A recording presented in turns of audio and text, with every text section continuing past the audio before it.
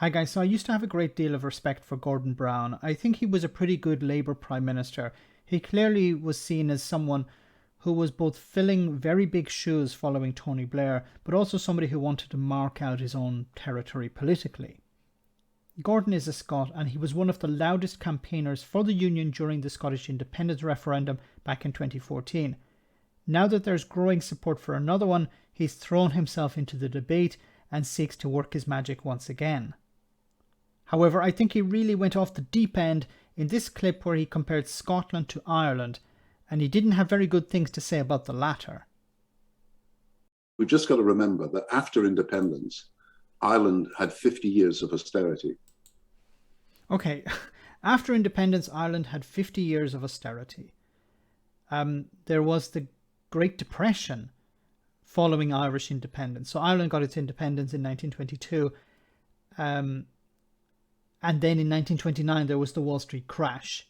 So there was austerity for a lot of countries, and Ireland was neutral during the Second World War. So it didn't have to rebuild in a sense. So yes, there was austerity in a sense. There are a lot of complicated things here, and he's simplifying it a lot. Ireland is a divided country. It's not a united country. Now, I'm not sure what he means by this. Is he talking about the divide between rich and poor? Then yes, I would agree with him on that. There is a huge divide between rich and poor, but I don't think he means the economic divide. I think he's talking about Northern Ireland and the Republic of Ireland. But you can't compare Scotland to Ireland. They're completely different. One used to be dominated by the British Empire. There was a rebellion for many centuries. Yes, there have been rebellions in Scotland, but we're not seeing Nicola Sturgeon, as part of some sort of guerrilla outfit trying to take the war to London. No, and we also have to take into account the historical aspect of it. Britain had come out of the First World War tired. Victory was achieved, but it was at a huge cost. And the Republicans in Ireland, some of them wanted to take advantage of that situation to see the empire is tired. Now is our chance to go alone. Why is he comparing Scotland to that? They're completely different. And we're also talking about a country 100 years ago. The context is completely different. And of course, Ireland's wealth in the last few years is in part what I would not want to rely on, of being a tax haven for. Now, I don't see any argument from the likes of the SNP or other members of the independence movement saying that we want to turn Scotland into a tax haven. And I think it's a little bit unfair to describe Ireland as a tax haven. Yes, there are low taxes. A lot of American companies are in Ireland because of that.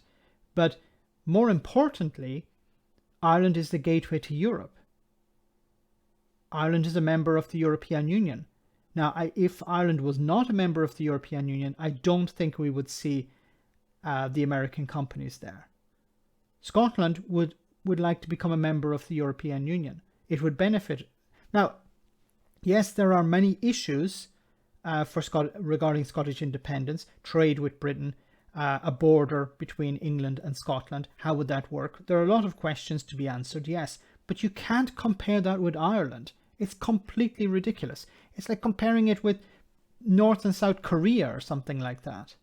I'm not comparing Ireland and Northern Ireland with North and South Korea, but the similarities are minuscule. For multinational companies. So there are many things in Ireland that I really do admire. But I think you've got to reckon that there have been costs and there will continue to be costs if you can't find a cooperative relationship with the rest of There are problems, yes. I think there are a lot of economic problems in Ireland. There are issues regarding healthcare, poverty, housing, things like this. But I think over the last 100 years, the country has done pretty well for itself. And as I said before, It has benefited hugely. I don't think we can even put a price on it. Also in regards to peace, the value of EU membership. And I don't know, would Gordon Brown is a Europhile, as far as I know, unless something has changed. Would he support Scotland becoming a member of the European Union? I hope he would, because I think he values EU membership. So I'm a little bit disappointed that he would drag Ireland in here and use really bad arguments against Scottish independence by comparing it to Ireland, a completely different country, especially 100 years ago. Let me know in the comment section, guys, what you think about all of this. As always, your comments are greatly appreciated. Thanks a lot.